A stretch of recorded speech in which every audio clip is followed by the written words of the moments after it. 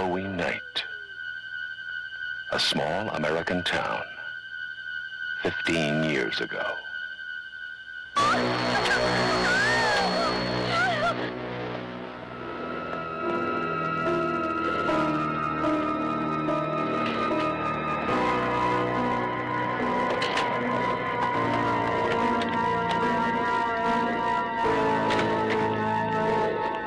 Michael?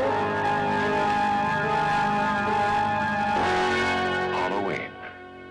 I spent 8 years trying to reach him, and then another 7 trying to keep him locked up because I realized that what was living behind that boy's eyes was purely and simply evil.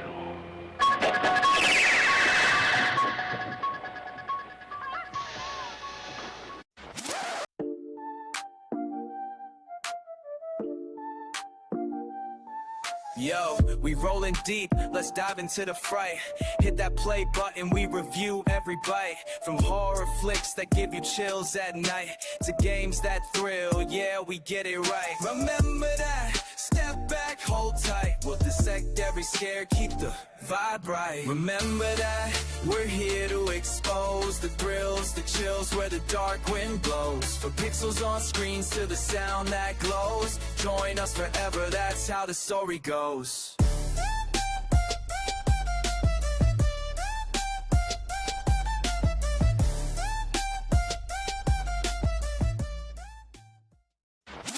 Halloween is a 1978 American independent slasher film directed and scored by John Carpenter, who co-wrote it with his producer Deborah Hill.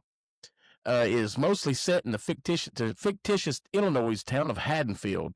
The film follows mental patient Michael Myers, who was committed to a sanitarium for murdering his teenage sister one Halloween night during his childhood.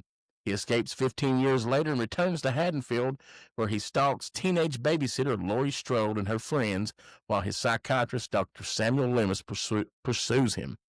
Brent, tell us how this thing done at the box office, buddy.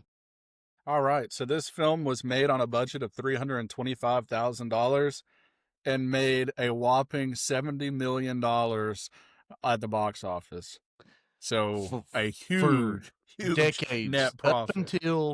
Up until the Blair Witch Project came out, this was the #1 independent horror film as far as box office numbers. This was And number that one. would be equivalent to $150 million today. Yeah, and Wow. that's economics, Yeah, I'll say crazy. that. You know what I'm saying? And sorry, what was that budget again, Brent? $325,000. Yeah. Shut up, man. Hey, That's boy. crazy. That is insane, boy. What? Yeah. Dude, that's awesome. It was the highest That makes it so grossing much independent film up until Blair Witch come out. Yep. Sweet. All right, Cade, run down that cast for us, buddy. Yeah, I'm going to list some of the main cast members here, starting with Dr. Sam Loomis. This guy's played by Donald Pleasance. We have Laurie Strode, of course. Everybody knows this. The final girl herself, played by Jamie Lee Curtis, killed it in this movie. The guy who actually plays Michael Myers in this, his name is Nick Castle. And then you actually have another guy who plays Michael Myers when he's unmasked as an adult, and his name is Tony Moran. There's several other cast members in here and a lot of her friends that we'll see throughout the movie. I don't want to ramble on too much about them, but I felt like the cast was pretty good for this movie. Jamie Lee Curtis, I thought she did a great job. I think I actually saw somewhere about how Jamie Lee Curtis, like, she was kind of surprised she got casted in that role because she said, in real life, she was kind of more like her friends in the movie, not this goody two-shoes girl. So, but I really enjoyed the cast in this film. And John Carpenter actually had another girl in mind to play her. I can't remember what that girl's name was, but he ended up making the right decision with going with Jamie Lee. She ended up becoming the Scream Queen. And I'm sure we'll talk about this, but a fun kind of crossover is that Jamie Lee Curtis is the daughter of the main actress from Psycho, which we've already reviewed. So a fun little crossover there. Yeah, Jamie Lee Curtis, she didn't know, she didn't think she was doing very well on the first day of filming. So she got done filming and got a call from John Carpenter. And she was like, oh, here we go. This is the end of my movie career. and he told her, "Hey, you did a great job. Like this is going to be an awesome movie." So yeah, at first she didn't even think she was going to make it past day one.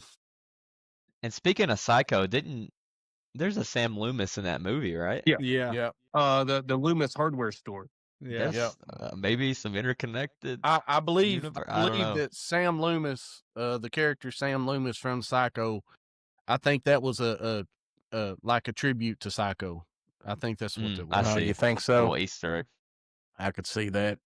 Well, this movie starts out, Dr. Loomis and his nurse are riding down the road. Well, no, it starts out, Michael is walking around stalking his sister. So, Bryson, kick that off for us, buddy. Yeah, so it shows first person Michael as a kid. At that time he's 6 years old.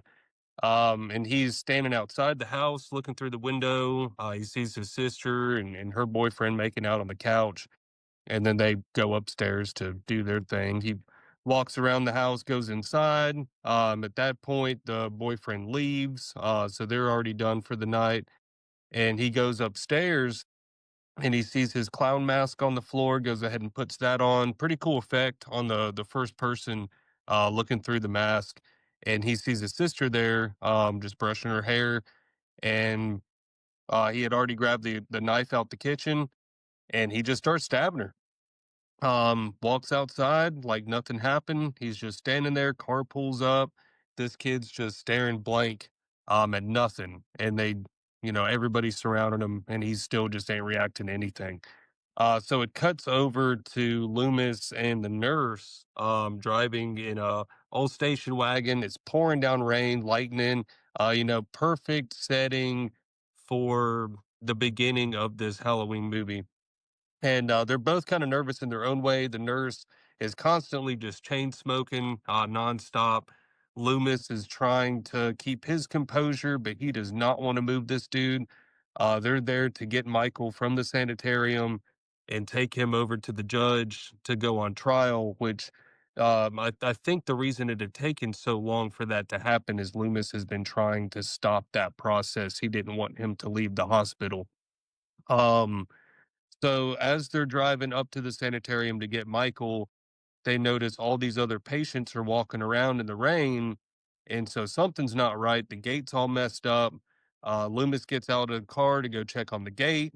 The nurse is sitting there in the car and all of a sudden gets grabbed. So Michael had jumped on the car, starts grabbing her through the window, and then she punches it. She almost wrecked the car. And I'm like, you know what? If she'd have wrecked that car, he wouldn't have been able to drive it to Haddonfield. But she stops wrecking the car. He smacks the window and breaks it, which causes her to leave the car. He gets it and drives away. And one cool thing with the budget being so small, to make sure that he broke the window on the first take, they actually strapped a wrench to his wrist and painted it flesh tone. So when he hit the window, they knew it would break. But that goes into the whole how does he drive the car? Loomis makes a comment about it within the movie too. But then it cuts over to Laurie.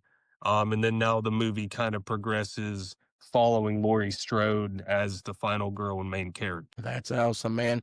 So what do you guys think about that opening scene, man? Go ahead, Brent. What you got to say about it, buddy? So that opening scene, I want everyone's take, and I know we've said this before. We said this with Jaws.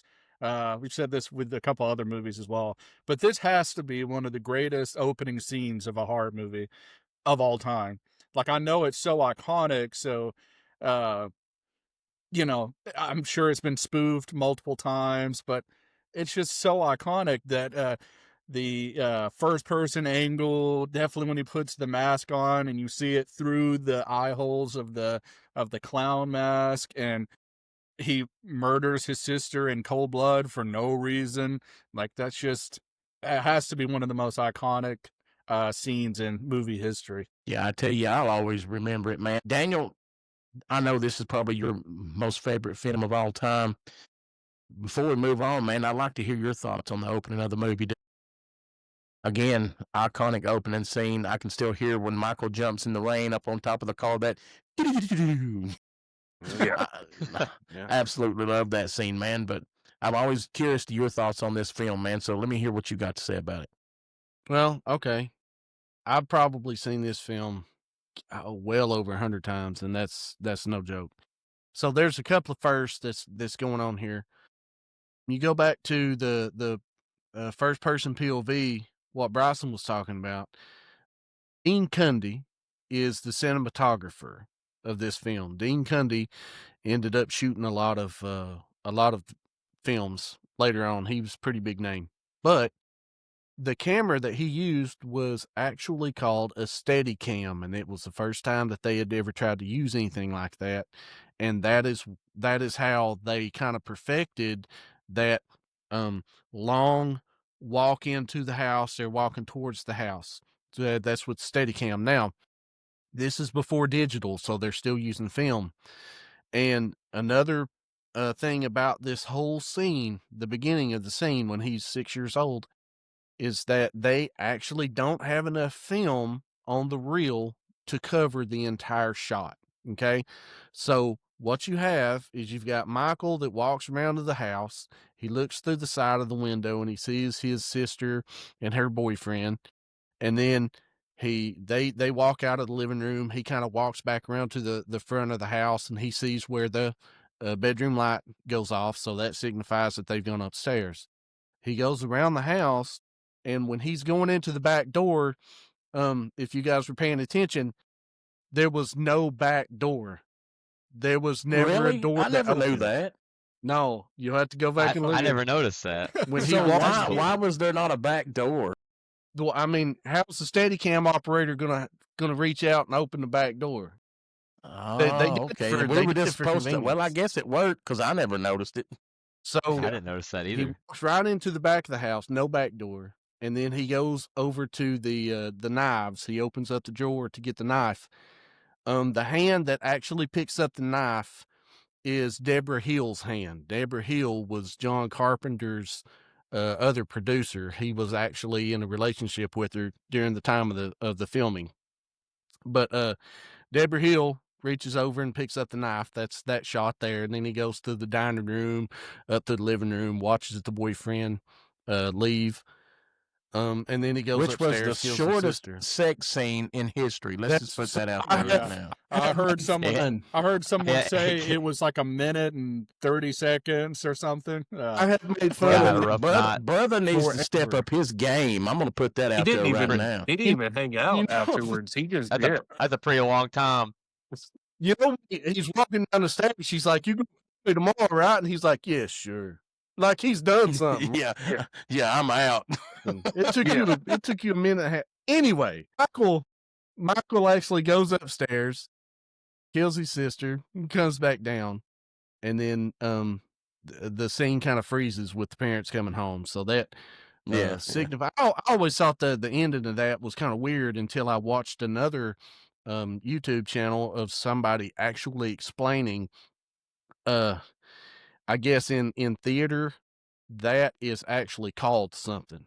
So Michael has come down into the front yard and he's kind of just standing there with this blank look on his face with a knife. And the two parents comes up and they just kind of stand there, and then the camera kind of pans backwards and up. Okay. So it's a weird way to end a scene, but apparently in theater, that is the way that you end a scene, and it's like called something. So that kind of explained that part, even though I did a really bad job of explaining it because I can't even remember what Well, it's I called. know what you mean. You killed it. Yeah, I thought you knocked it out of the park. But can I say something about the kill scene real quick? When Yeah, he's man, killing do it. Judith. You know, you're seeing it through Michael's eyes, right? And you can see the knife just. Did you guys happen to notice the no-look stab he did?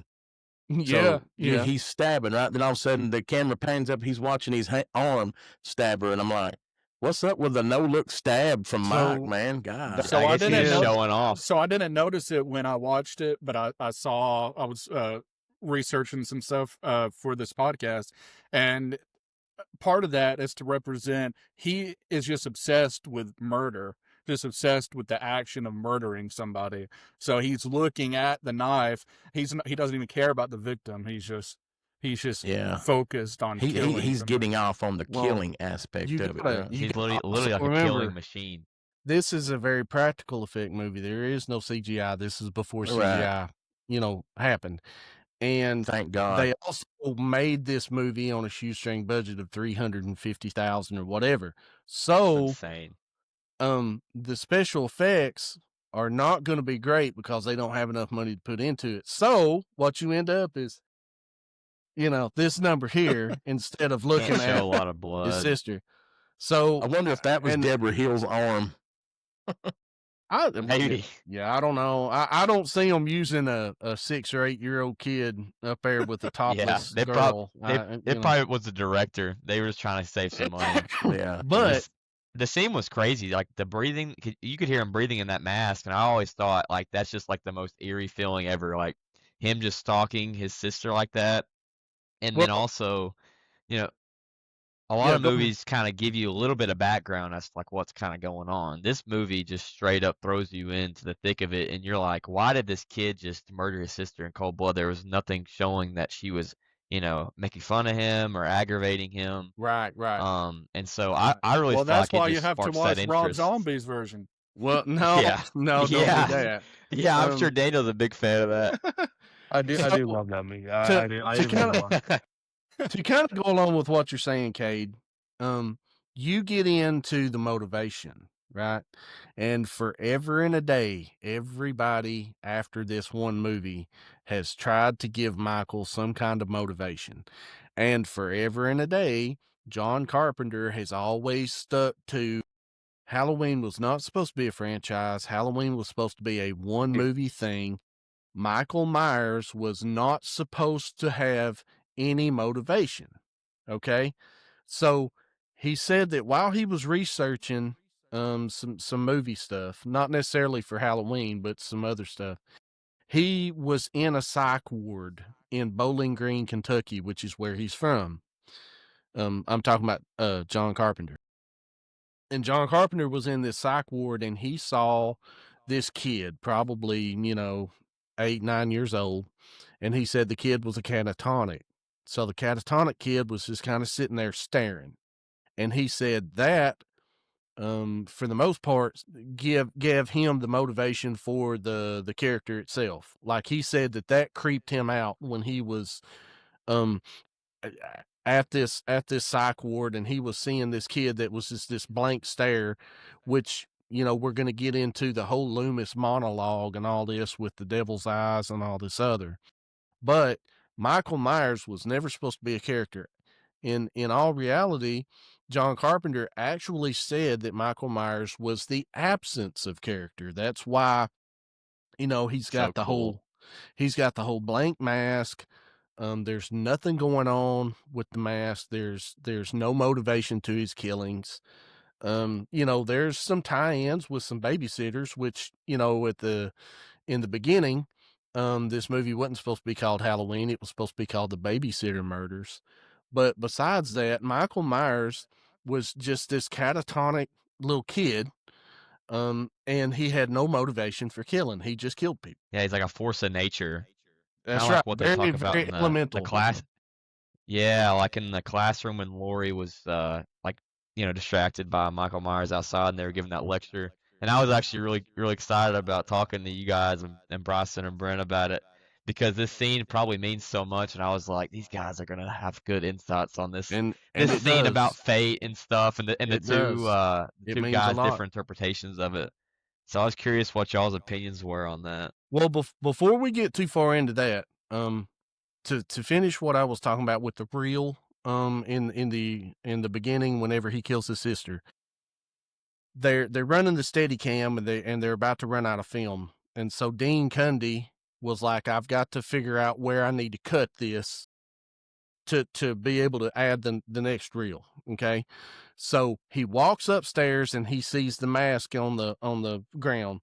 He picks up the mask and he puts it on, and whenever he puts it on, you can actually see the cut. So Really? I never I noticed didn't know it. that. Yeah. So I never noticed it before I watched the interview with Dean Cundy talking about it. But after I watched the interview, now I'm looking for it and I can see that cut. And so Okay, I'll have to it's check that out beautiful. next time I watch it. It's a beautiful scene. If you want to know It's how a to make a beautiful movie, cut. yes. If you want to know how to make a movie, watch this movie and you'll figure out pretty quick how to make a good movie. All right, so Michael has broken out of the asylum. He steals the sweet station wagon and he's on his way to Haddonfield. So we pick up with Laurie Strode. She's in the family home getting ready to go, and her epic, lazy father tells her he needs her to drop off a key at the Myers house or whatever it's called. So I think we were talking earlier, guys, me and somebody was that, all this could have been avoided if he would have just took the key himself. But no, he had to be lazy and put it off on his daughter or stepdaughter, whatever she was, and take it over there and have her put it off at the house. And that gets us all in this mess. But Michael has made his way to Haddonfield, and this is where we're at now. She's dropping the key off at the house. So, Daniel, I'll let you take it from here, and I guess it's where Laurie's going to be seeing Michael at the school. Well, all right, so you got to remember this is before part 2. Part 2 wasn't even a thing. So Halloween was just supposed to be its own movie. So it was not Laurie's stepdad in part 1. That was her real dad. She was actually Laurie Strode. Y'all know how I get confused on stuff. That's why y'all just have to take it with a grain of salt and correct me as I go, man. The brother-sister connection had not been established yet. Okay, so her dad sends her to the house, drop off the keys. She meets up with Tommy. Tommy comes up and starts talking about Lonnie Elam, and he's a bully that's kind of kicking him around at school, him and some other guys.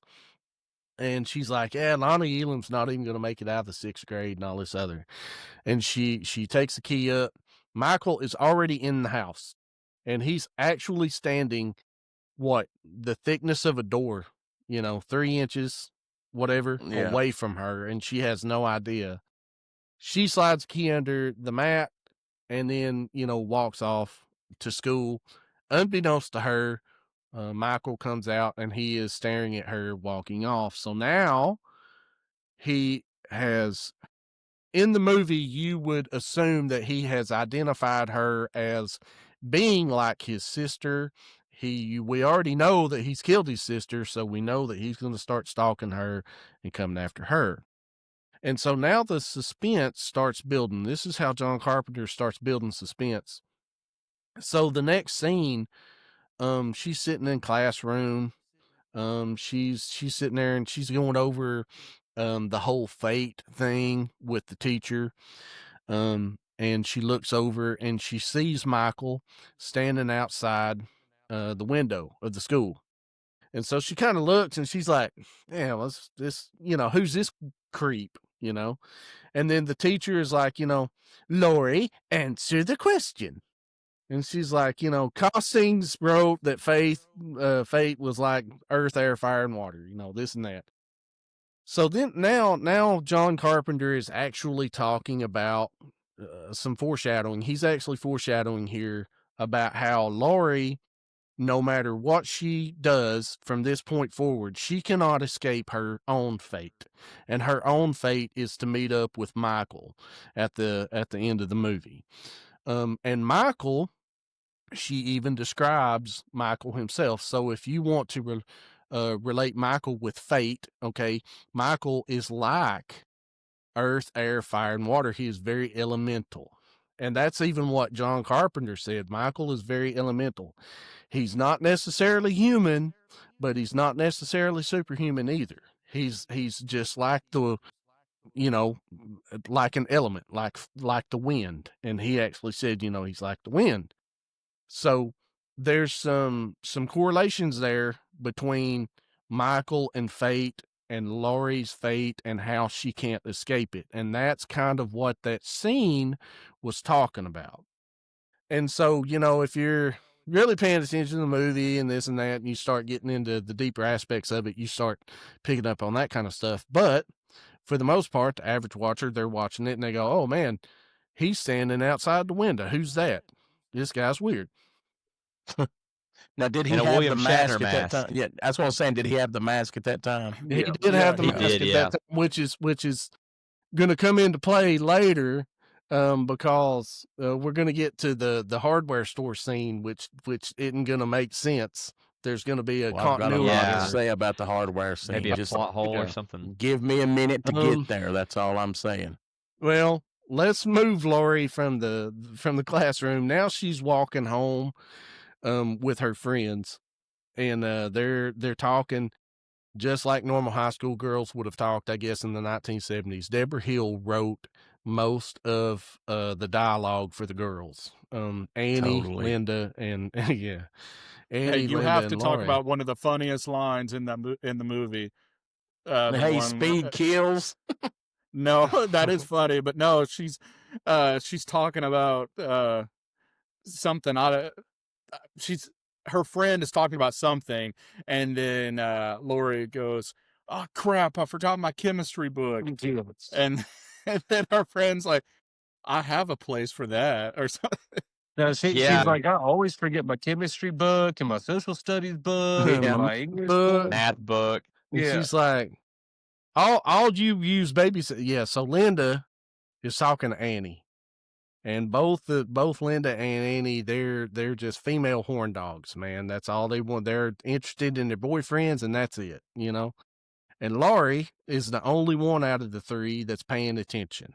Okay, so she's already noticed Michael once, and so Linda's like, yeah, the only reason why you want a place to babysit is to have a place that, and then that's when Laurie realizes, oh, I forgot my chemistry book, and she says, oh crap, and so that was the little tie into humor.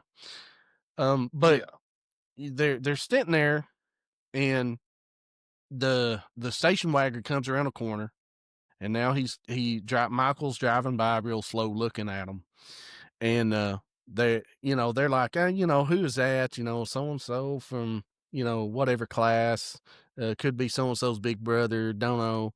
And then he speeds off, and then that's when Annie yells out, "Hey, jerk, speed kills," and he slams on the brake. So the fact that she hit something at him, and the fact that there's no way realistically humanly that he could have hurt her, but he slammed on the brakes like he did. So now it's still insinuating that there's some kind of supernatural element at work here. You know what I mean? It's the cult of the thorn. And it's supernatural. The fact that he can drive a vehicle. And it's supernatural that he knew how to drive all the way to Haddonfield he drove it like 100 miles. Well, it was like 3 hours, wasn't it, Daniel? Yeah, man. Something like that. Yeah, it's like a 4-hour drive. Imagine he just like driving all over the road, just like swerving. He's just sitting there stone cold. The distance changes in movies, but on average, Haddonfield is about 150 miles away from Smiths Grove, and it's between a 3 and 4 hour drive. So he drove from Knoxville to Nashville without having any experience. And he was doing very well last night. He didn't need to stop for gas. No. None of that happened. We're not worried about that. He did stop and kill that mechanic. That's how he got his threads. So they're standing on the sidewalk. They see him drive by, and he drives on. And so then they arrive at Linda's house, and Linda's like, you still gonna let me come over? And Andy's like, yeah, I'll make sure that the parents are gone or whatever. And they're starting to plan their night. And Linda walks off, and now it's just Annie and Laurie. And Annie, of course, in the whole freaking movie, Annie is not paying attention to nothing. And so at the time, she's looking through her pocketbook for something, and Laurie's looking straight ahead, and all of a sudden she sees Michael standing beside this bush. And so she stops, and Laura and Annie's like, what are you talking about? She goes, no, there's the guy that drove by real slow. He's standing beside the bush. And Annie's like, oh, you're crazy, So she goes up to the bush, and of course nobody's there. And there's the second aspect of something supernatural going on, because there's no way that Michael could have covered the amount of ground necessary to get out of sight without Annie seeing him. So, I've always just imagined him being inside of that big bush. the whole time that they're standing there. Just like the Homer pushed up. Simpson, Yeah, like yeah, the like Homer the Homer Simpson. Simpson. Dude, that's so funny. That's what he does. Gets absorbed by the. Yeah. That's a good way to put it. And so there's been a several couple of videos things. posted. Go ahead. So Daniel. well, I was just going to end the scene. Basically, Laurie is like, okay, I've been seeing this guy twice now, 3 times at this point. You hadn't seen him once. You don't believe me, whatever. Annie goes into her house. Her dad's the sheriff. So, of course, Laurie runs into the sheriff and he acts like he's drunk or high or something. He's like, excuse me, Laurie, you know. And, yeah, he's so weird, she's dude. like, what in the He is world? very weird. And so she's like, yeah, I'm going to go ahead and head back to my house, you know. So she goes back to her house. And at this point, she's freaked out because she's seen this guy 3 times now. She knows, okay, it's not coincidence at this point, you know, something's going on. And she goes up to her bedroom and I guess she's going to take a nap, change clothes, whatever. She goes over to the window and now she sees him a 4th time in the window, standing down in the middle of these like laundry sheets or whatever that's been hung up to dry. And that's the 4th time. And then the way that the camera is cut, it looks like he literally just disappeared while she's standing there. And so she kind of jumps back and all this other. So there's all kinds of supernatural elements that's going on without being blatantly supernatural with the way that, you know, everything's cut and edited. So she ends up getting a call from Annie, and Annie tells her what time she's going to pick her up and all this stuff. We're going to go babysit. And so in between that, I think you have one scene with Loomis, and Loomis is on the payphone, kind of out in the middle of nowhere. And he's trying to, I don't even know who he's talking to, somebody at the police department that I think it's the police apparently, station. you know, obviously they don't care that an escaped mental health patient that has killed people before is coming to their town. Away. You know, apparently they don't care because he's like, well, it's your funeral. And then he's continuing to go there anyway. Evil is coming to your town. You know, but what Loomis I'm sitting there cracks thinking me is, up. Yeah, me too. He's driving. Say if we're talking between Knoxville and Nashville, Loomis stops in Cookville randomly to use a payphone. Like, you can't call these people before you leave. You have to stop and use a random payphone. Come on, Loomis. You know what's going on? But no, that kind of gets us up to. We're pushing early evening now. The trick or treaters are already starting to come out. Laurie has seen Michael at this point numerous times, and so now the stalking element and the element of suspense. Now John Carpenter's really starting to build suspense. And so let me ask you this, Daniel. Yeah, go ahead. Going back to when Laurie was in her room, do you have a trivia question tonight that has to deal with the picture on the wall behind her? I figured he would. I figured that one would be too obvious, so I did not ask anything about the picture. Okay. If that's too obvious, then I don't know. Did y'all see Did y'all see the Raggedy Ann Annabelle doll that was on her? Yeah, it would be too obvious too, so I didn't ask that one either. Dang it, I'm screwed. There's my 2. Well, I wanted to mention something about that picture back there. You did what about the picture? I was gonna mention something about that picture, but I didn't know if it was a trivia, so I didn't want to give the answer away. But just a fun tidbit. So the picture says James Ensor on there. So the artist of that picture, he was known to portray human figures wearing grotesque masks. That was like his niche of art. So that's why they chose that as the picture in her room. And see, that's why I didn't choose that as a trivia question, because we needed you to drop that knowledge on us right now. Exactly. There you go. That's what we needed. Yeah. Yes. Okay, guys. It is 1978. All right. Annie has now picked up Laurie, and we're going to ride to where we're going to go babysit for that night. So in 1978, if you're going to ride down the road, you got to smoke some marijuana. That's just how things went down back in those days. In a Monte Carlo that's about 18 feet long. Yeah, the biggest Monte Carlo you have ever seen in your life. So what you do is you roll all the windows up and you start smoking your dope. You're riding down the road, and then you look ahead of you and you see your father, which is the sheriff of the town, standing in front of a hardware store that apparently has been broken into. So anybody that's ever smelt the devil's lettuce knows that it's a very pungent smell. And they just keep the windows rolled up, and they roll right up to him. And she's like, "Hi, Dad." And he's blazing too. That's why he didn't I know. care. That's trying to ingest it. There's Did no you not see his eyes, way. Corky? Huh?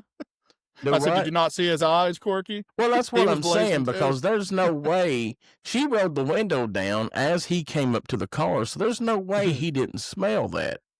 And so obviously, I don't even think that Laurie tossed it out. I think that she put it in the ashtray and closed it. No. He was trying to get a contact high. That's all he was trying to do. Yeah, she never rolled the window down, so no, she didn't throw it out. She put that sucker in the ashtray that was in the dash that was built into that freaking boat they were driving. It's probably still smoking too. So she asked him, I guess she's trying to make some small talk. She's like, who broke into here, kids? Or something. He's like, who do you think done it? All they took was some rope, a knife, and a mask or something like that. And it's not weird or anything. That's what I picked up from Dad's house. Now, man, that's some tight inventory right there. If you know that one mask, the rope, one knife, and one rope has been stolen from your establishment, you have got some tight inventory. Well, they get no business. Something's missing. And isn't that a red flag too? Like, we understand that this scene is there for us to understand how Michael gets his mask. So, but I have a question for you guys. Later on in the movie, it's understood that there's a dead animal in Michael's house. And obviously, Michael has gotten hungry and has eaten this animal. You guys know what I'm talking about? Yeah, so my question is, so here's my question. You're smart enough to steal a car. You're smart enough to drive for 3 hours, even though you've never driven before in your life. And you're smart enough to break into a hardware store, obviously in the middle of the daytime, because this was daylight when this happened. So there's another thing we got to figure out. But as you're getting your mask, your knife, and your piece of rope, you can't think to get some food while you're in there? Man, there wasn't a Chick-fil-A in Haddonfield. You've already killed. I'm sure they had some chips in there or something. You've already killed a mechanic and took his clothes, right? You couldn't have took a couple of dollars out of his wallet and went to McDonald's. You can't walk up to McDonald's and be like, number 2. I don't talk. Yeah. Just hold up the number 2. He's just breathing into his mask. But I've always thought that scene. Mask.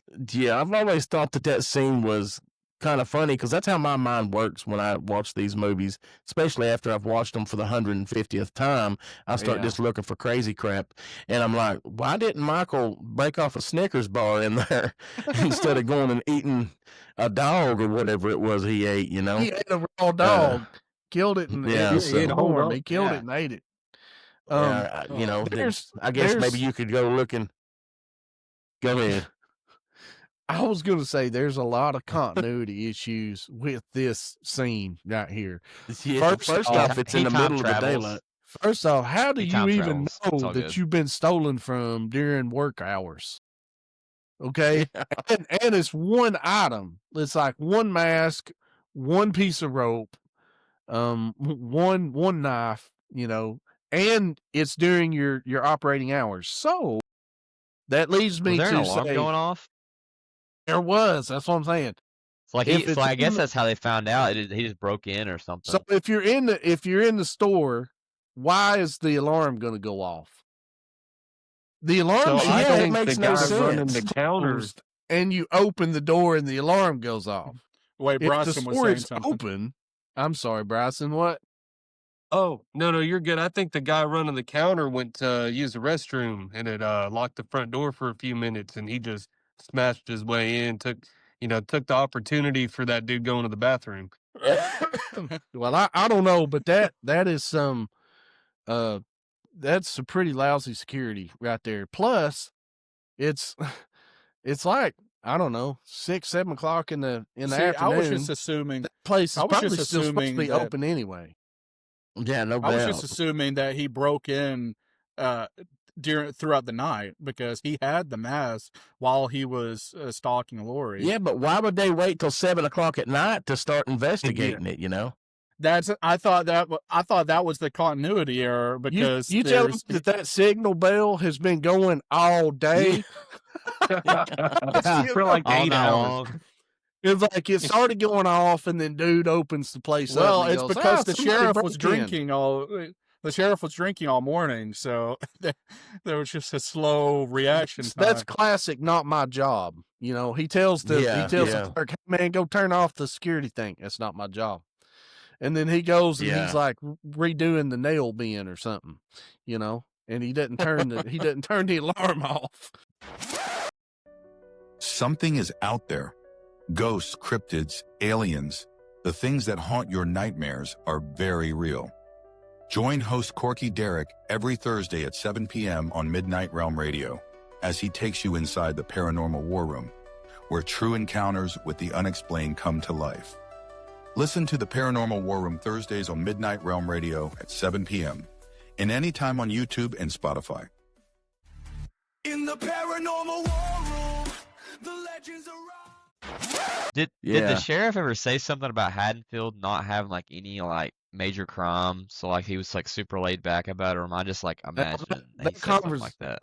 Well, that's a conversation that him and Loomis kind of have later thought on so. in the movie, but it's also a conversation that Loomis and another deputy has in part 2, and it kind of goes into a little bit more detail. Gotcha. Yeah.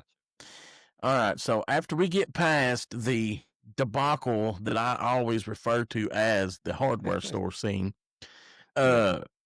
you know, it kind of flips off to Loomis has visited the grave. I guess he's in Haddonfield now, and he goes to the graveyard, and you know, this old guy's trying to show him where Judith Myers is where she's buried at, and they come up to there where she's buried at, and they notice her tombstone's gone. So he automatically thinks, you know, Michael has stolen Judith Myers' tombstone and stuff like that. And, you know, the old guy's like, why do they do it? You know, dang kids. He, and all this he was other crap. talking his ear off too. He was Yeah. talking about that. He was some telling a murdering story about some guy killing his family and all this stuff. with a hacksaw. Well, Yeah. this Yeah. dude started And off then he with- proceeds to, Man. you know, but Loomis is not having it. He's like, "Where are we at? Whose grave?" Yeah, is as soon it?" as he talks about him murdering his family. so, He's like, you know, "Bro, shut up." why Michael is breaking into the hardware store and not getting any food, and at the same time Loomis is walking around the graveyard and figured out during all this time Michael's doing all this, he's stolen a tombstone too. This brother is like a thief. He's you know? strong, dude. That's a And that's what I was going to say, Kate. If you guys don't know, tombstones are not light. They're built so they're there, you know. 500-600 he's pounds been or in more. Gold's Gym. I always think it's funny if you would have drove by the graveyard, you would see him trying to drag this tombstone He's and just put it in the back of that sweating, like, station dragging it. wagon. He He's just got got it these tucked under his muskets on arm, his just head. chilling. Yeah. That freaking station wagon's down to the freaking road, dude. Yeah, that thing's sucker would have been a low rider if you put that 600-pound rock in the back. Which that's probably freaking he probably awesome. had it in the back of the station wagon when she yelled at him and said "speed kills," and that's Yeah. probably why it stopped so quick because it It was about loaded flipped. down. That's so Oh. true. That's some good. See, that's a good continuity right there. I mean, they paid Yeah. for it, man. All right, That's guys. awesome. Well, so we discovered Judith Myers' tombstone has been stolen by super strong Michael Myers, and Annie drops Laurie off and we go to babysitting. So at this time, I think it's trivia time. So we're going to segue into that. Daniel, I know you got some freak. I've been waiting so all day nervous. for this. So let's Hey, see I what took you've some got for us notes. tonight. So these. I What took was some the notes, what was so- the temperature in Haddonfield and the relative humidity that day? How much That's did the what I'm tombstone guessing, weigh? 'cause- yeah. These How much gas questions- mileage did Michael's station wagon get? Yeah. These questions I'm just range preparing from myself. easy to really super hard. Bryce has got his notes, man. He's about to Yeah, take he's off. cheating. He's I already know. getting out of the This is how encyclopedia. many questions I If figured you'd Bryson ask. doesn't win this tonight, I'll be surprised because he's got some Hey, notes. everybody man. watch Corky's eyes, man. I know he's got that extra monitor he's looking at. Yeah, Look, Corky, there's some show your- stuff on- show your on the work, Corky. Look, Wikipedia. my Show your hands work. are in my pockets, man. I don't want to hear it. All right. So trivia tonight, we have 20, count them, 20 questions, okay? 20. Dang. We Oh we got my 20 questions. We're gonna I'll we're gonna start have trying some, to keep up with the scores. we're gonna Hold on a have some Yeah, second. fun keep with up this. with it, Cade, because we won't be able to. We're gonna have No. some fun with this. All right, we'll let Kay get set. And you I'm just let making me my know. spreadsheet here. You just I'm let ready me to know go. when you're set, man. Okay. I'm not gonna get any of these right anyway. Question number one is gonna Brother be is kinda- pulling up a spreadsheet. question number one is gonna be kind of easy. So this is one of the easy ones. Ready? What was the name of the bar on the pack of matches? Corky. Bryson, Bryson. the Red Rabbit Inn. No. No. What? Yeah, what? No. I can look No. it up. I can look it up if we want. I did, If I we did have a look it remote. up. I checked to make sure. Bryson, the wrong words were said. I'm sorry, man. Okay. Corky Okay. hung in second. Corky, what do you got? Red Bunny in. God, no, don't even jump like Red Bunny. Red Bunny? You're gonna It Red Bunny. It was red something. I can still see the match booklet Yeah, laying it in was- front of me. And It was this like is it gonna was like be- red. So it was Red Rabbit, and then there was something else, I guess, that started with an Man, R y'all if it can't wasn't even an get N. this one. Y'all can't even get this one. I'll be honest with you, we're screwed. Is it just Red Rabbit? All right? Time is up. Nobody gets a I point. know it, but it's because I googled it. It is What is it? the Rabbit and Red Lounge.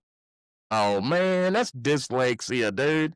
Oh, the Red Bunny. Dude, The red Easter bunny. He gets Rabbit, half. I He could have gets, swore that started with red. I could he have swore gets that. half a point. Ah, the That Rabbit right there is a and Red Mandela Lounge. effect, man. I watched it on a DVD, back so last night. maybe it changed. I went back last night and I verified every single one of these. So you can That was fact the Red check me. Rabbit Inn. That's a No. Mandela effect. No, Yeah, it because was I the thought it was the and Red Rabbit Inn Lounge. too. Okay. Dude, what kind of bootleg copy of Halloween are you watching, Dad? I got every He's got the- copy he's got ever the NR made, version. man. Okay. Question number 2, everybody, big goose egg. Question number 2. What was written on the side of the truck when Loomis found the dead body on his way to Brent. Haddonfield? Brent, go. Brett? Phelps Garage. Okay. Phelps Garage. It was a 24-hour towing service. So Phelps Garage. Ding, we'll give you ding, the point ding. for that. That's Brent, one for scores Brent. First blood. Here we go. Question number 3. What was the name of the hardware store? Oh. Well, it wasn't I don't open know. 24 hours. We know that. I don't have a clue. Cade. All right, Cade, go. O'Reilly's. No, it is I'm- not O'Reilly. Okay. It is shown in like 2 small frames, but whenever Laurie and Annie pulls up, you can see it on the window, and it is Nichols Hardware. Okay. Nichols Hardware. All right, everybody, Next big question. goose egg except for Brent. Big Brent's got one. Here we go. Question number 4. What time did Annie say she was picking up Laurie to go babysit? Corky. Corky, go. 7 o'clock. No, wrong. Cade, Deals what's on. 6:30. 6:30 is correct. Cade Oh, comes in with man. the point. Let's go, baby. All right, On the Who board. works in halves, man? That's crazy. come on, Bryson, where you at, man? Okay, here we Man, go. I'm back at the Red Rabbit Inn. Yeah, He's yeah, still you got it. questioning that. In my opinion, Bryson, you got that right. I agree with you, Yeah, buddy. I think you get a point for that one. Should I give him? I can give him a half point. At least point. a half point. All right, Are give we in him- agreement for a half? He did have I was Red close. Rabbit. It was the Okay. Rabbit in Red Lounge, but he said Red Rabbit, so I give it to him. Half point. So we got 1-1 to half to nothing. Corky, big goose egg. Okay, here we go. Who did Linda say she thought it was driving by her and Annie and Laurie on the way home from school? Man, I read that one too, and I didn't write it down. She thinks he's cute though. I'll say Okay, that. with as much as we made fun of this scene, you ought to know this, man. Ben Tramer. No. God, no. Oh. Not old Ben. Dude, I need. Man. Is there any? Can we get any hints? It was somebody's Anything. brother, right? Yeah, it was somebody's brother. It was It's Ben like Tramer's brother. you either know the name or you don't know the name. I don't Yeah, know. We don't know I it. don't What know is the it? name. All right. It is Devon Graham. He's driving up in the station right. wagon and Linda says, "Hey, isn't that Devon Graham?" And I'm like, God, right. Devon Weird Graham. Who name. names their kid Devon Graham? Devon Graham. Listen, fellas, there's a lot of zeros on this table right You now. know, you know Yeah, what? there is. Devon Graham lives, so I don't know. I don't want to hear it. Everybody else got killed, right? All right. Here I think we're on number 6, but anyway. Hey, Devon we Graham go. is cute. Well, who did Laurie want to go to the dance with? Brent, Bryce. Brent. Ben Tramer. Ben Tramer's correct. Brent coming in with 2 points. All right, here we go. Who did Annie say Ben Tramer went out drinking with? Names. Dude, I'm terrible with names, dude. Terrible with Dude. names. I That's tough. memorized the dates so much in this movie. I'm waiting on a date question. I remember thinking, I am not writing down names because With as much as me and Corky have made fun of this movie and used these names, we've referred to ourselves by these names before. I am so shocked that Corky I does used to not know follow this. them all on Facebook, and they would act this all out all through the night on Facebook, but I can't remember. Man, okay. So Mike Godfrey is who Ben Tramer went out drinking with. God, right. And so Annie's going to call him in the morning, but no, she's not because she's going to get killed. Okay. You have to be alive to call somebody. All right. So let me, since we're doing so poorly here, which is a tribute to me because I'm good at coming up with these tribute questions. bad tribute. Now, He's honking his go own ahead and set horn. the scene up for you, okay? Laurie is actually at Tommy Doyle's house, and she's talking to Tommy Doyle at this point, okay? This sets the scene. Next question. What were the comics that Laurie named off to Tommy when she was looking Brent. to Kate. King Arthur? Brent had it. Brent had it. So it was Neutron Man, Okay. Tarantula Man, Okay. and then was it Atom Man? No. Laser Man. Laser Man. No. Okay. So Brent I'm so close. 3, so he gets a half point. Corky, you got 1 out of 3, so you get like a third of a point. I get Yeah. an 8. How does You how get does that I'll math give, add I'll up? give him. So I'll I give get him a half quarter. a point, and Corky gets a third of a point. Put that Give on him, your I'll just spreadsheet, give him a Kate. quarter. I'll Brent give him a gets- quarter. Brent gets 75. 75. Brent He's gonna get and- .667 repeating. Okay. Corky gets a Corky. Repeating. Here we go. Hey, Corky here's with another good one. 0.333. Here's another good one. You guys better be good with numbers. How old did Annie say Mr. Riddle was? Brent, go. I think she said like 90 years old. No, 5. I don't even 4, know. I don't even know who this 3, is. 2. He was her 1. neighbor. It was Mr. Riddle was Laurie's neighbor, and that's who Michael was standing in the backyard of when she saw him in the the laundry. Was it 87? And Annie says, Laurie, Mr. Riddle is 87. Okay. That's good. Come on. All right, here we go. Who did Annie suggest that Laurie should ask to the dance? It was Annie's suggestion. I know this. This Oh my was, God, this guys, was right have you before- seen this movie? This was right before she said, I was thinking more of Tramer. Yeah. So who was Annie's suggestion? I don't Come know, on, some Bryson, nerd. you took notes, bud. Come on. Right. The notes that I've got are not the questions you're asking. Hey, don't worry, we're only a quarter of the way through. Right. This is question 10 of 20. 5, 4, 3, We don't 2, 1. Dick Baxter is who Annie suggested. Yes, Laurie Dick ask. Baxter. Of course, You know how many of times course I you made did. fun of Dick Baxter, Yeah. man? Yeah, God. that's the name. You That's the haven't name fucked Dad with picks Dick out of Baxter them. for He's like, 30 that guy years. seems real cool. I'd Okay. like to know that guy. All right, if you guys don't know this one, I'm gonna let things settle down before I ask it. If you guys You've don't know said that this about one, every question. If you Yeah, guys I don't know know it. this one, this Now, is you the suck if easiest you don't know question. this one. You do. You Way to make need me to. feel get good. What's off the name of Michael Myers' if you second don't know the uncle? answer. I ought to have everybody ringing in at the same time. Here we go. How old was Michael? got it, Cade. Brett, Wait, how old was he when? Yeah, you have to tell us. in this movie. In Corky. Are you talking present about tense the of this murderer? movie. You're In talking the about the present- murderer. in the present tense of now, Brent had it first. Corky. Cade. Okay. First. Brent, go. Math-wise, he should have been 21 years old. But in the credits, wait, in the credits, it says 23.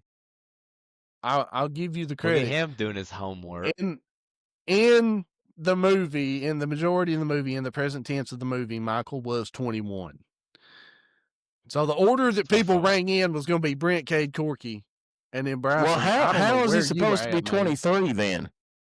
In the credits, it says was a Michael typo Myers in the 23. credits. It was a typo in the credits. I almost asked that. Oh, it as was just a trivia. typo then. Okay.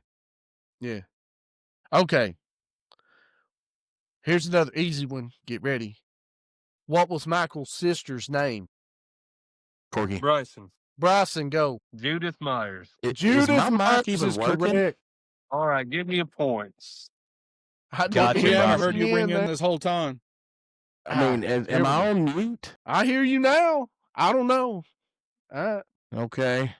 I think I'm being Okay. worked against here, but okay. Now, you guys better remember the tombstone. When was Michael's sister Oh, born? my Month, God. day, year. Month, day, I year. knew it as soon as he said that. Cade. I A couldn't month, read day, it. year? You I want the tried month and looking for it. I Okay, couldn't read it. Cade. Go. You gotta give me just a second. I'm doing something. I'm Okay, doing I math. never. Okay. She was born the year, so I can get like a quarter. It was it 1943. No. She was That would have born been like the age of Michael's parents. I think. I don't know. Hold on. Was it 1943? Okay, then never mind. Wait. Okay. Anybody else besides Kate? Corky. Corky, go. November 10th, 1947. What are you looking down at, Corky? You looked it up, What are you son. looking down at? That's some BS. What are you looking down at? Get up, He's- October 1968. November. I'm looking it up. I'm like, well, That whole time, he was like, November 10th, 19. Hey, I might not know the date on the tombstone, but I know where it is in the cemetery. Yeah, I do too. Oh, Yeah, yeah. that better be a question. I almost asked that. Oh, of course, you almost Oh, asked. yeah. All right. It's every Corky does time. not. But he will retain ask the his humidity of Haddonfield. because he used he used ChatGPT. I used Google, thank you very much. Google AI. Okay. I knew if I could get a picture of the Now we're tombstone, I could zoom in on it. Now we're going to go over to the cemetery scene. Okay. What was the name of the guy in the cemetery caretaker story, and where was he from? Dang, I might as well just throw Man, my you are notes looking away. it up. You're Hey. disqualified. Your butt is Hey. disqualified. Okay, go. Yeah, I don't know his name, but I think he was from Kentucky. No. No, it was in Illinois. It was in Illinois, right? Because he said it was a town over. Dude, Hey, Yeah, are you one sure it's town not over. Kentucky? from Maine. How positive are you that it's not Kentucky? Are you like, Pretty It's positive. so in real life, I'm sure that there's probably this town in Kentucky because John Carpenter is from Bowling Green, Kentucky, and most of the names and the street names and the towns are towns in or around from where he was from in Bowling Green, Kentucky. so is that a 10th of a point? No. No. You didn't get any of it right. He did name a state, so that's plus. That's a plus. It's in North America. Yeah. We don't know that. Hey, the name, We're doing really good on these questions, man. man, the name is Charlie Bowles, and he Oh, was that don't from, even sound right. and he What was is from with this? he was from Russellville, and you can look up the cemetery scene, and you can hear that guy clearly say it. Charlie Bowles. Charlie Bowles. I know that's what. I think he's watching the Bollywood version of this movie or something. You can rewatch the movie. I think that's what it is. I know this movie inside and out. So, Dad, who did you buy this copy from? Was it a street vendor? yeah, which copy? He got it at the flea market back in the day. I got a The lot of Sweetwater copies. Flea Market. Yeah. Hey, I got you, Bryson, right here. You're all over this. All right. Are you ready? What was Laurie's house number? Bryson. Bryson, go. Lord. 1,115. That's right. Bryson's on the board with the point, baby. God, that's He- a big house number, man. That knew even it. Technically, exist? Bryson has 2.5 points. I got 2.5. Nice. Wow. Okay. Corky's Let's got do it. 0.33. Now you got it. Point three three. Let's think back to the Red Rabbit Lounge. Okay, whenever Loomis finds the Red Rabbit Lounge, Yeah, how Red many Rabbit miles Inn. away was Haddonfield when Loomis was on the payphone? Brent Okay. Brent, My go. God. was 73 miles. You are correct. Good job. Dang it! Good job. Good job, Brent. Okay. Here's another easy one if you're paying attention. What was the name of the Wallace's dog? Bryson. Bryson, go. Was it Lester? Yes. Yes. Yes. Yes. Now Point we're for on the a roll. professor. Now we're on a roll. Here we go. What color was Annie's socks? Oh, here what did Cade? Okay, go. What? Yellow. Yellow is correct. Yellow. I was guess gonna say that black. fellas. Why look at her feet, Dad? She was wearing yellow socks. Okay. Let's go, baby. Here's a good one. Here's a good one. Okay. Name 3 brands in the movie.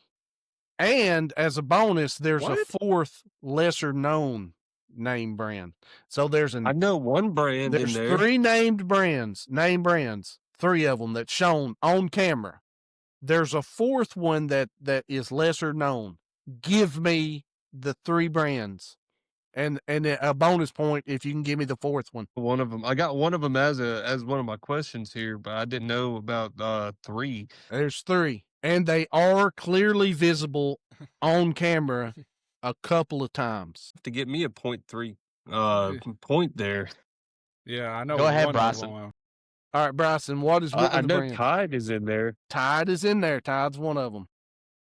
Yeah.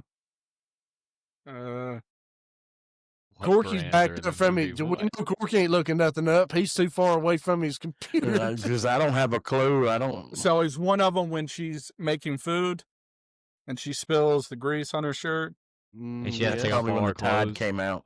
Yes. Yeah, she gets nude for She strips down for because of one small stain. While yeah. while Creeper Michael is watching her through the door, and he knocks over the Hey, plant. leave him alone, man. He been locked up for a while, bruh. Come on. It's been 15 years, man. All right. Well, I thought that I was a don't fun know. question. I'm gonna go ahead. So we'll give Bryson 0.33 points.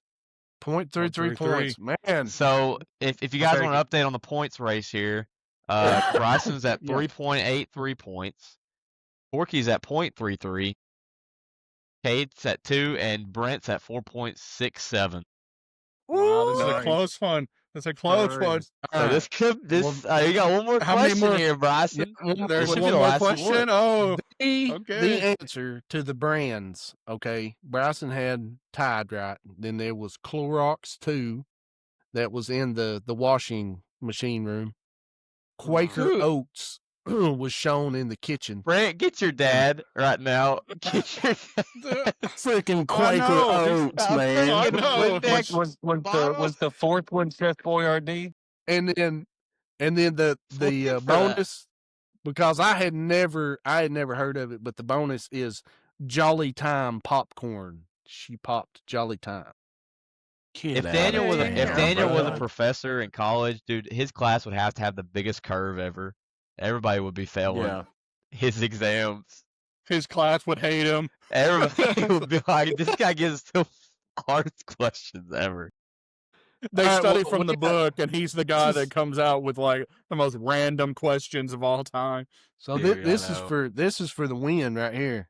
If Bryson All gets this, does he pass Brent or does he tie? Yeah, he would pass him. He would pass him. All right. Yeah. So it's here we go. Last question. Whose house does Laurie tell Tommy and Lindsay to run to and call the police? At the end of the movie, whose house does she Bryce? tell them? Bryson, go. No. Is it the McKennas? Ooh, no. Oh, Am I Hey. close? You're very close, Cade. Go. The Andersons. Oh my God, Cade, keep up, dude. No, no. What? I said how close it was with the McKennas. Okay, and you're Yeah. like, Hold on one second. it's the Anderson. They went to the Johnson's house. She told them go they went to Jackson's house. Okay. Saying some random last name. The McGee, the McGee house. No, it's not Corky, the will you McGee answer this one? house. I don't have a clue. Corky done looked it up 5 minutes ago. Okay. She tells them to go down the street to the McKenzie's house. Not the Yeah. McKenna's house. The McKenzie's Do as I house. say. Do as I say. Brent is the Kansas. winner of this week's trivia, guys. Let's Nice. go. There we go. With So 4.67 points. So with man, if you win tonight with 4.67 points, man, have you even And that's watched the 4 movie? points out of 20 questions, man. Dang. Have you even watched the movie? that's Come on, tough. I told you Have- this, man. Have told we you, even man, you- watched the Bollywood version of this movie that he's asking us Yeah. questions You from? got to Yeah, bring I'm it- sorry, I didn't know that there was Windex on the washing machine or whatever. Yeah, I the wasn't paying Windex. attention for Quaker Oats as I was watching this movie, you know? Yeah. Quaker Oats is in it. Boom. Yeah. Good job, Brent. Yeah. Okay, so who did we say won trivia this week? Brent? Brent's got it with 4.67. Brent is the champion. The I champion wanna of know- Halloween. I want to know, Bryson, like what kind of notes did you take?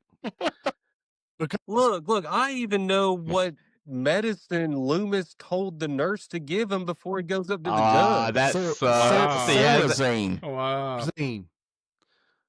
Go Yeah. ahead. So tell me your notes I got a bunch of notes here. Well, tell me your notes and But, see if you can get them. Then see if they're crazy. Well, like, what story was Laurie reading to Tommy?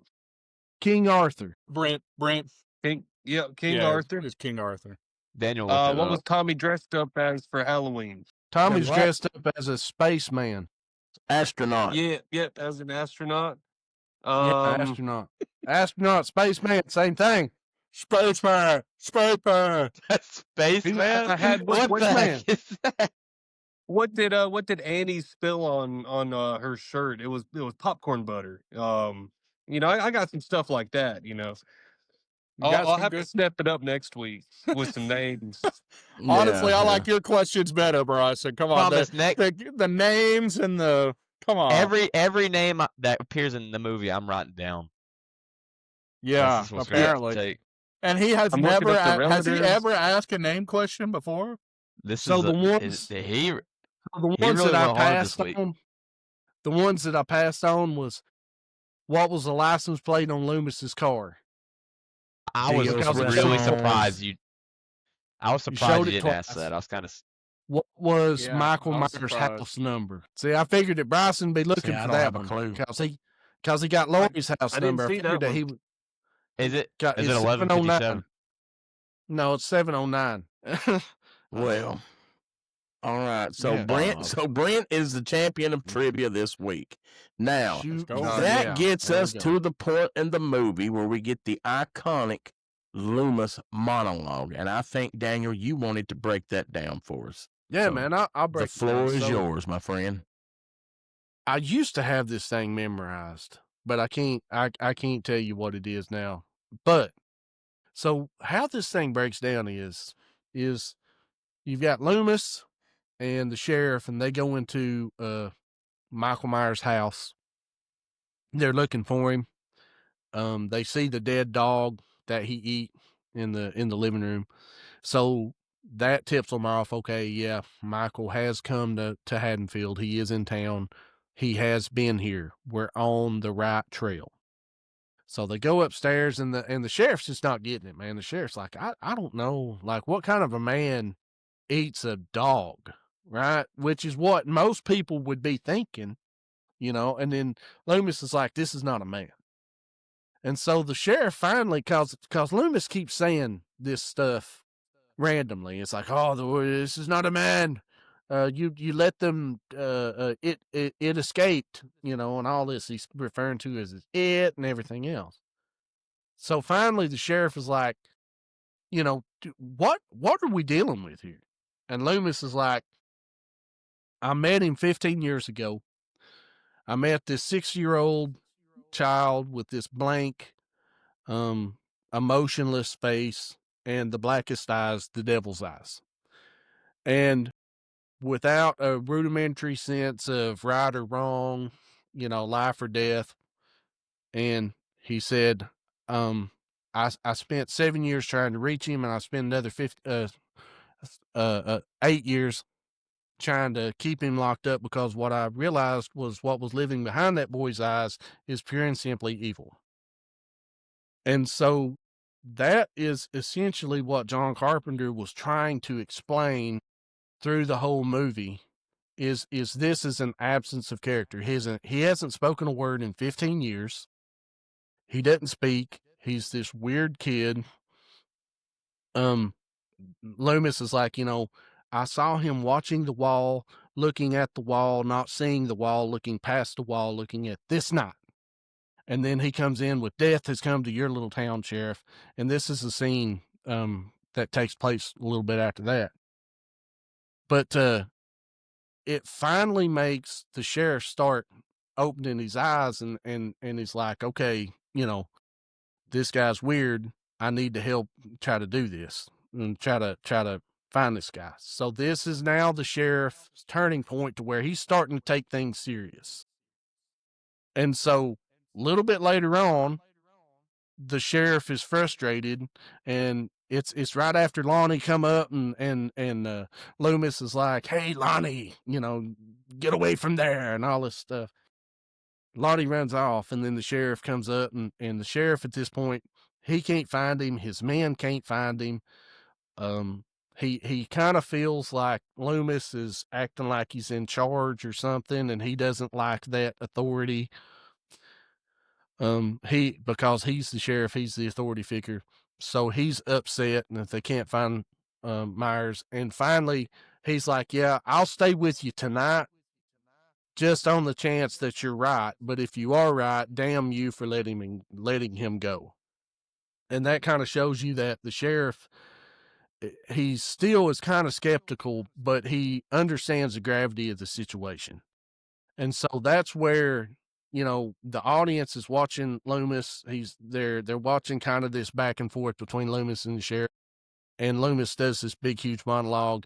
And now you kind of understand, okay, now Loomis is trying to tell everybody how serious the situation is, and nobody's getting it. And now the sheriff is starting to understand, okay, that's creepy.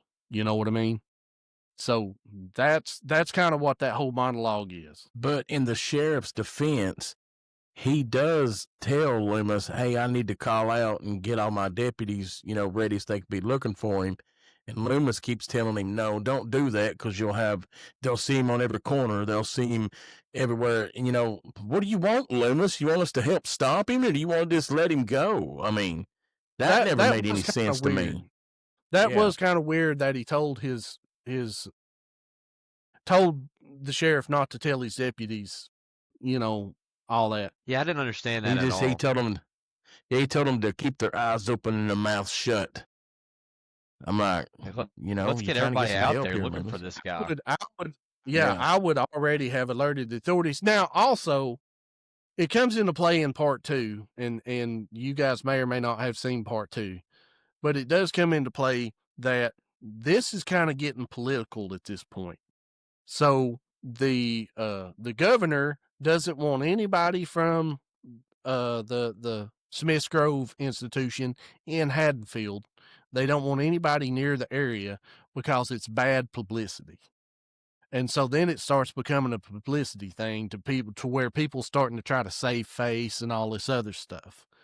That kind of comes more into play in part 2. So if you are thinking about that, then it could kind of influence what you're thinking in part 1 when Loomis is like, no, don't get the media involved and all this, because then it's going to turn into a big circus.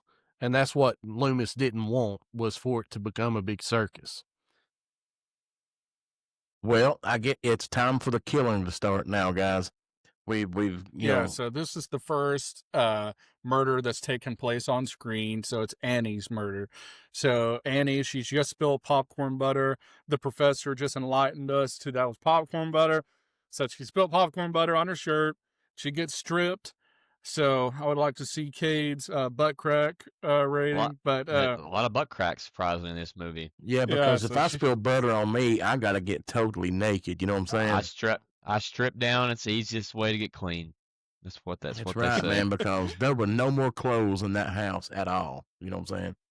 So she gets stripped down, and she runs into the laundry. I don't know what, it's some sort of outbuilding or whatever, and it's got a washing machine and a dryer in there. So she goes in. She's washing the clothes. She gets stuck while she's she locks herself in. She locks herself into the building, and so she starts trying to climb through the window. So she gets stuck when she's climbing through the window. And what's going on, dude? Wait a minute, what's happening? He's losing it. Sorry. So she gets stuck when she's climbing through the window. And so the little girl has, man, is it that funny? Brent's used to talking about like really deep and symbolic stuff, and now he's talking about this moron who gets stuck and has to get saved by this little girl. So she gets stuck while she's climbing through the window. The little girl has to come save her because she's like, the boyfriend's on the phone. And so Annie tells her, hey, don't tell anyone. The girl runs in, and the first thing she says is, she's here. She got stuck in a window. So then Annie ushers her out to Tommy's house.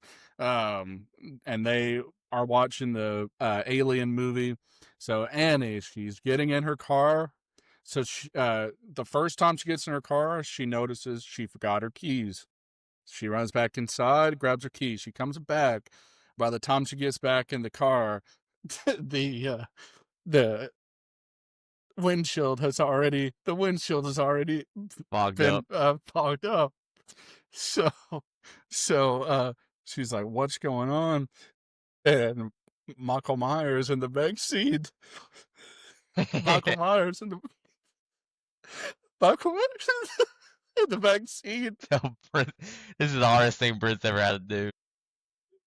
Michael Myers in the back seat. He takes I don't even know. He starts strangling her with a rope or something, and yeah, so she dies in the car.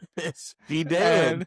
She did. And so Shouty dead. But I will say, this is the first time that you've seen Michael Myers, his mask up close for an extended period of time.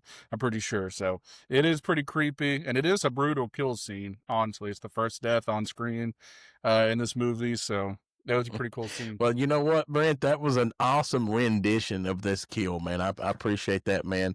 Thank you. I think you did a great job. That was straight up poetry, what you just laid out to us, man. Brent's using the sophisticated stuff. Yeah. We'll move on from Annie's kill, man, and we'll get into Linda and Bob's death scene. And Kay, you run that one down for us, man. I get the steamy scene, baby, the freaky scene. So Bob and Linda run up in the Wallace household, and they're looking for werewolf nipples. Just kidding. No, they roll up into the Wallace household. There's a guy doing a handstand in the. He's doing a handstand naked. It's off the rails. So they get up in this house, go with it. and they notice Annie's gone, and they just start getting freaky immediately on the couch. And Linda drops her empty beer can. They take the party upstairs. They start getting freaky in the bed. I think he may have endured longer than the gentleman at the beginning of the movie. We don't have a specific time, but Daniel probably knows it. When they obviously, you know, Michael Myers is lurking around the house here. Bob gets up and leaves, go get another beer, and then Bob meets the inevitable death that awaits him downstairs as Michael Myers meets him downstairs and impales him into the wall with the huge knife that he has. And he does this real creepy thing here where he sits there and stares at him, like kind of turns his head and just like, like, what's that? So then he goes upstairs. He's kind of like a dog trying to understand what's going on. He's like a dog. He goes upstairs and he puts on the sheet, and we have the iconic scene where he's taking the time to put his glasses on and just sit there and stare at the lady while she's like, you know, like talking, "What are you doing, man? You not like what you see?" You know, honestly, it's similar. It's similar to. Oh, sorry, didn't mean to cut you off from the don't you like what you see scene. But him staring at the guy being stuck with into the wall is similar to him staring at the knife. That's when what he's I was stabbing about his to. sister. Yeah, I thought so too. I thought there was sorry. some, like, Didn't mean to steal your thunder. No thunder drawn. No thunder taken here, brother. You got it. But yeah, he ends up killing her in the bed, and that's the end of old Bob and Linda. Iconic scene when Bob. It is a great scene. When he comes back in there with the sheet thrown over his head and looks like a ghost, and she's like, "See anything you like," and all that good stuff. You know, that's an iconic scene, man.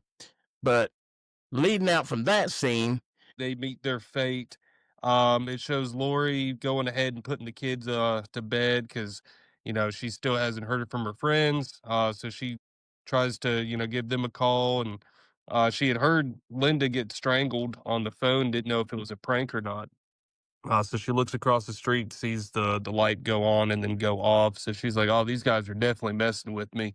So she goes over to the house, but she's still kind of freaked out by it and goes in there. She keeps thinking it's a prank, Um, and then she goes upstairs, and then she sees Annie's body there on the bed with Judith Myers' gravestone on the bed there. She turns around. She finds Bob. She finds Linda. Then she starts running. Michael, you know, he appears out of nowhere, slashes her across the arm from behind, and she falls off the banister and down the stairs. Now, I don't know about y'all, but if I fell off a banister and down some stairs, I don't think I'm going to keep running from this dude. I'm probably down tonight. Yeah, I've already broke my neck. You know, she hadn't she hadn't hit that age yet. You know, for us, we're not getting back up. You just got to So, roll yeah. through it, man. Just roll through it. Yeah, Yeah. just go limp, you know. Um, so she's trying to find a way out of the house. She ends up finding a door, and at first I'm like, why can she not get out of this door? You know, just like unlock it and go. And then I saw the rake, and I'm like, all right, he's got her kind of barricaded in this house here. So she smashes the window of the door, gets out, and she just starts screaming. And she's trying to get her neighbors, you know, to understand that this dude's out here, you know, killing Yeah, what people. was And up he's with the after her. neighbors? Bro, she goes Nobody up to cared. the door. This person closes their blinds on her. Yeah, turns the lights off. They just think it's another And I'm like, prank. You know, they've been seeing all these kids out all night. There's They've actually been trick or another treated to neighbor. death. Yeah, there's actually another I'm neighbor like, in they're part gonna 2 wake that up in the said, morning. you know, I've been trick or treated to death tonight. They're gonna wake up in the morning and look across the street with all these police officers and ambulances and body bags, and they're gonna be like, dang, I closed the blinds on that girl. Yeah. Yeah, So but they yeah, ain't gonna so say she, it. you know, They're she just gonna be can't. like, no. Yeah, You'd be no. like, I'm glad I didn't open the door. I could have been dead. You know what I'm saying? Yeah, that could have killed me. Yeah. Right. So yes, can't get a hold of any neighbors. So I wanted to point out one discrepancy with this movie. My fiance actually pointed it out to me. I never noticed it before. But whenever she leaves the Doyle's house, she opens it from the left side. But whenever you look at the door from the outside, there is no door handle on that side of the door. It's on the opposite side. So the door wouldn't actually be able to open that way. So the doors don't line up. And another thing that doesn't line up is when she left the house to go see if her friends were pranking her, she had the keys in her pocket, but she never did lock the door behind her. So now that she's leaving the house and, you know, the neighbor ignores her, she goes to get back in the house, the door's locked and she can't get in. I'm like, well, what happened to the keys you put in your pocket? And you didn't even lock it when you left, but we'll ignore that. So she starts yelling for Tommy to come and get her down, come down to get her into the house. He finally wakes up. He comes down and gets her. Michael's doing his classic, just slow walk across the street there, and she gets in just in the nick of time. Gets the kids up, you know, gets them to lock the doors. Um, Michael ends up in the house. She takes a knitting needle, stabs him in the neck. She's like, "Cool, I killed him. Like I did it." Um, that didn't work. So she runs into a room and hides in the closet once she sees he's still alive. And then that iconic scene of him just like breaking through the closet door. I mean, what a claustrophobic scene to be in the very back corner of a closet with all those clothes. Like, where are you going to go? You know, Yeah. luckily she was quick enough on her feet to go ahead and get a clothes hanger and stab him with it to get away. But, most people probably wouldn't even think about that. They just kinda panic. And that was in the eye Yeah. too, wasn't it? Yeah, got him right in the Ugh. eye with that. So he's been stabbed in the neck with a knitting needle. She poked him in the eye with a clothes hanger. So she gets out of there. She gets the kids, tells them to run down to the street. And that's when Loomis sees the kids out running. He was So yelling he at him. strolls yeah, he strolls his way into the house. And then that's when you see Michael choking Lori. She takes the mask off. He freaks out, puts the mask back on, and then Loomis starts firing his gun at him. So he did shoot him 6 times. Um, in the second movie, I love that. Like, I shot him 6 times. Like that bro says that like 20 times. Um, so he goes to check on Lori. She's like, "Was that the boogeyman?" He said that was 100% the boogeyman. Like, absolutely. Goes to check on him, and he's not there anymore. And he just kind of stares out, and it's, you know, the shape is gone. So that kind of ends the movie, Roll if I'm not credits. mistaken. Yep. Yeah. That's it, man. There's That's it. There's a couple of things that I want to add in here. Getting back to, basically Annie, Linda, and Bob all got killed because they were not paying attention. If they would have had their heads in the game. Okay, I'm pretty sure that at least 2 out of the 3 could have lived. Annie blatantly went. Car was locked. No keys. She's singing about Bob. Bob, please, no keys. No keys. And she goes back in, grabs the keys, fixes her hair, goes back out to the car, opens the car, gets in it. There's fog in the window because Michael's been breathing in there. And she realizes, hey, wasn't the car locked a second ago? And then she gets killed. And then enter Bob and Linda. They're already making out in the van before they even show up at the Wallace's house. They go into the Wallace's house. They talk to Laurie. Laurie's like, Lindsay's over here, and they're like, oh, Lindsay's gone for the night. Well, no, moron. The parents have to come back. The parents didn't say anything about being gone all night.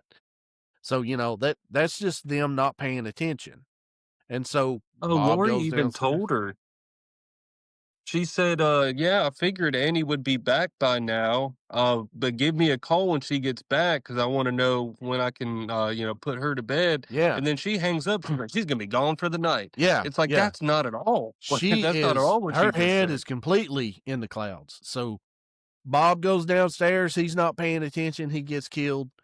Then Michael comes upstairs, walks up on Linda. Linda flashes him. She's just a moron. And then she gets You killed. see anything you like? yeah. Yeah. So then then you've got Loomis, who's been standing beside this stupid bush at It's like, the what- side of the Myers house I don't know all how night. long he's Right? been standing there for. He's standing For like there, hours, several hours. He turns around and the freaking car is right across the street. And he looks That's at it what and I goes, was what? saying. So he runs over to the car, and then the sheriff rolls up on him, and he's like, I found the car. And the sheriff is like, he's a true detective, man. So then he starts going up and down the street looking for him, which is what he should have been doing the whole freaking night. Yeah, instead of hanging out in the bushes like a creeper. Even at like the hardware store, his car drove right by him. He's just standing there, just like looking around, like, where is he? And so that's something else that me and Corky and some of our friends also used to make fun of. We would do that. We would be like looking, and as soon as the car would go this way, we'd just go like this, Like no wonder he escaped. I still do that from time to time. Yeah. But it was they got killed 100% because they were not paying attention. And that's actually what Carpenter said in an interview. Then you get up to the point of, Michael has now been stabbed in the neck with a knitting needle. He has been stabbed in the eyeball at this point with a coat hanger. And then he got stabbed in the chest whenever he dropped his knife, and that's how Laurie got out of the closet. But Laurie being in the closet is another idea of kind of how claustrophobic this movie becomes. So if you look at the beginning of the movie, Michael is from a distance. Michael is driving by in a car. He's standing outside the school. He's standing behind a bush. He's always 100 yards away or whatever. And Laurie keeps on seeing him. And then Laurie is finally in the Wallace's house whenever she finds her friends dead. And Michael is now very close to her. So she escapes the Wallace's house, and with him closing the distance, walking across the road, he actually gets into the Doyle house. And then it basically, the movie funnels itself down from Michael being far away to now he's starting to close the distance on Laurie to the point to where she is in a closet. She is in the corner of a closet, cowering, trying to get away from this guy. So that kind of shows you kind of some, I guess, another aspect of kind of what Carpenter may or may not have been trying to do. But it starts off, Michael's kind of like looming over here, and the coming storm is kind of coming, and all of a sudden it hits, and now it's to the point to where she's in the closet hiding from him. So I thought that was pretty good storytelling, in my opinion. I thought that, the kills were, for 1978, the kills weren't bad, especially with the low of a budget is what it was. But the kills happened because you had some teenagers that were too busy talking about, boyfriends and girlfriends and everything else. Yeah, they were too busy with their minds on other things. But I think that's how kids that age would act. I think that's realistic. And I think that's believable. I can definitely see a kid that, my kids when they were teenagers and kids, they didn't, none of them see past next weekend. It was always, my kids still don't. So that, yeah, I could see that. Is that true, Brent? Being that. No. I'll give you made that up. I'll give you a little tidbit about. Yes, Kane, you know me. I'm the big partier. I always notice that in Miss Blair's class, he's coming in always hungover and throwing up. It was crazy. I mean, he wasn't ever home. He blew up his car, so refused to change oil in it. He just thought, hey, look, man, you got no room to talk. I remember checking your dipstick in high school, and there was steam coming off of it. Don't put it like that. So let's don't go there. Put it like that. He checked your dipstick? Don't let him lie to you, Brent. I had... okay, let me rephrase how I say it. What did he do with your dipstick? All right. Let's tell you what. Let's rank this movie. How's that sound? Well, let's quit talking about Daniel's dipstick and let's rank this movie. I will let's see, who wants to go first? Bryson, go first. All right, Bryson, take off. All right. So I'll give you my my first ranking on this movie, but I had to bump it up because it's just such a good movie. Technically, my score ended up a 9 out of 10. But I'm bumping it up to a 10 out of 10 because it's Halloween. It's John Carpenter's 1978 Halloween. Yeah. Like I can't not give it a 10 out of 10. The only reason that it got a 9 out of 10 is special effects and symbolism. Even though the symbolism is there's several things in there. I'm not going to get into all of that. Special effects, for as low of a budget as they had, there was not a lot of special effects other than camera work. I mean, they actually spent half of the $300,000 budget on the panoramic, or whatever it's called, the type of cameras that they bought for that. Yeah, so they there's just not, like, you can look at, Nightmare on Elm Street, all of those really cool special effects. I mean, even Evil Dead, that's why I couldn't give it a 10 out of 10 on special effects, but I'm over here rambling now. 10 out of 10 for sure. All right, Brent, you're up, buddy. Heck yeah. You're up, Brent. Let's hear it. Okay. Yeah, very similar to Bryson. If I was to rank it with our criteria, how we normally do, it would be somewhere like an 8 or 9 out of 10. But you can't rate it any lower than a 10 out of 10. This is a classic movie. It's one of the greatest movies of all time. I mean, symbolism, I had the lowest, but even that I had an 8. And special effects, I know there wasn't many. I gave it a 10 though because of Michael Myers' costume. I counted that as special effects. It's one of the most iconic costume and horror. So 9.6. That's round that up to a 10 out of 10. Nice. All right, Cade, you're up, buddy.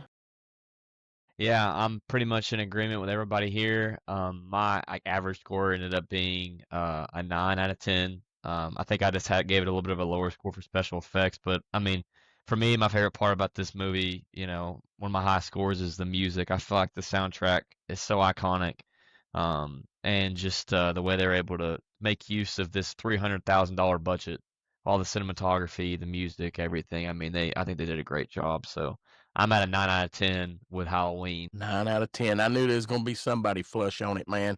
Daniel, what you got? I got a 9.6, which rounds us to a 10. So everything about it, as far as culture significance, the music, overall enjoyment, all of that, 100% got a 10 for me. I did give it a 10 for symbolism because we kind of got into more the psychological part of it, and Michael being relatable with the, more like the wind or some kind of weather element. But the only one that I didn't give a straight 10 for was the special effects. And it's really because I know too much about the movie at this point. I know how they did stuff. I know that they taped the wrench to, dude's hand. And now when you go back and watch it, you can actually see the wrench. So there's some goofy things about it that they did. And a lot of like whenever they're standing by the bush, whenever Michael disappeared behind the bush, you can actually see the John Carpenter cigarette smoke come across the line of vision, because John Carpenter's a smoker, and so there's different little elements like that I see that it's like, oh man, if they would have been able to cut that out or whatever. But it's 100% a 10 for me. This is the granddaddy of all the horror movies. This is how slashers really took off. We had some really great slasher movie with Texas Chainsaw Massacre, but in 1978, when Halloween was made and come out, it was the highest grossing independent film up until Blair Witch, and it really started the whole slasher genre. And that's why, if it wasn't for Halloween, we wouldn't have movies like Friday the 13th and Nightmare on Elm Street and Sleepaway Camp and, some of these other great movies that we got on into the 80s. So, for that alone, the cultural significance, if I could give it 100, that's so culturally significant to the whole genre. So I've said my piece too long. Sorry, but go ahead, Corky, wrap it up for us. Well, you're correct. This is the granddaddy of them all. We can thank this movie for, like you said, everything that's came after it. No surprise for me. I'm going to give it a 10, even though I think, looking back on it, the special effects were kind of iffy, and like you said, there's some continuity issues and stuff like that. But hey, man, it is what it is. This movie started my favorite genre of horror movies that's ever came along. So if I could give this movie a 20 out of 10, I would, but I'm going to give it a 10, and I think that gives it a 10 all the way around. Yep. This is one of the best movies ever made, in my opinion, and I have enjoyed talking about it with you guys, man, and I can't wait to do the next one with you guys next week. Having said that, man, is there anybody that wants to argue about anything, or are we good with 10s all the way around? Hey, I think that's a that's good 10 score for 10. this movie. You ain't gonna get no argument out of me giving this movie a 10. All right, man. That is Halloween 1978 version. From the Remember That crew, from myself, Bryson, Brent, Kate, and Daniel. Appreciate everybody listening to us, man. Our channel blew up last week. We picked up over 200 followers, and man, I appreciate it. And keep telling everybody about us, and like and share and all that good stuff, because that helps us grow, man. And hopefully we can pick up another 200 subscribers this week, man. But from myself and all of us, we thank you. And this is spooky season, so can't wait to do it again next week, man. Having said that, we'll catch you guys next week. See ya, bye. See ya, bye. See ya, bye. See ya, bye. See you, bye.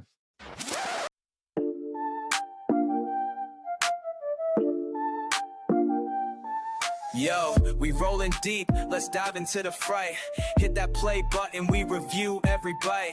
From horror flicks that give you chills at night, to games that thrill, yeah, we get it right. Remember that, step back, hold tight. We'll dissect every scare, keep the vibe right. Remember that, we're here to expose the thrills, the chills where the dark wind blows. From pixels on screens to the sound that glows. Join us forever, that's how the story goes.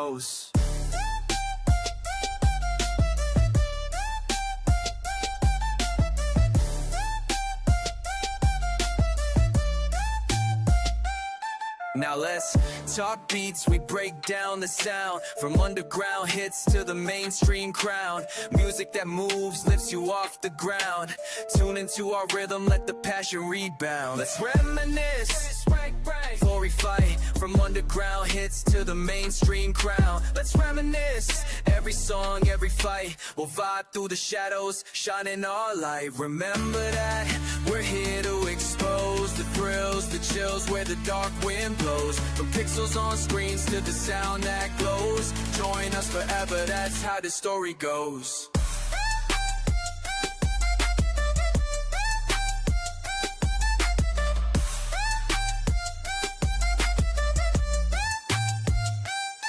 So plug in, we're on this ride tonight. Remember that, keeping horror in sight.